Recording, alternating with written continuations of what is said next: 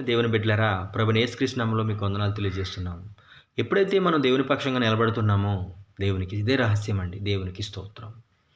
ఎప్పుడైతే మనము దేవుని పక్షంగా నిలబడుతున్నామో, అప్పుడు పరిశుద్ధాత్మ శక్తి దేవునికి స్తోత్రం.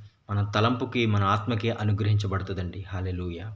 మనం ఏది తలంచినా, ఏది తలపెట్టినా అది దేవుని చిత్తమే గనుక, దేవునిని బలపరచడానికి అనగా దేవుని యొక్క వాక్యాన్ని నెరవేర్చడానికి, దేవుని యొక్క చిత్తాన్ని నెరవేర్చడానికి మనము ఆలోచిస్తున్నాం గనుక ఖచ్చితంగా ఒక సెకను కూడా ఆలోచన లేకుండా మనకి పరిశుద్ధాత్మ సహాయం చేస్తారండి. దేవునికి స్తోత్రం. కానీ మానవ ఆలోచనతో, మానవ స్వార్థంతో దేవుని పేరిట నువ్వేం చేసినా పరిశుద్ధాత్మ ఎన్నడూ సహాయం చేయదు. కాబట్టి మనము దేవుని పక్షంగా నిలబడి దేవుని చిత్తాన్ని నెరవేర్చడానికి ఎవరైతే సిద్ధంగా ఉన్నారో వారు ఖచ్చితంగా నిత్య జీవాన్ని, ఆత్మ సంబంధమైన ఆశీర్వాదాన్ని పొంది పరలోకంలో శాశ్వతంగా జీవిస్తారు. కాబట్టి గుర్తుపెట్టుకోవాలని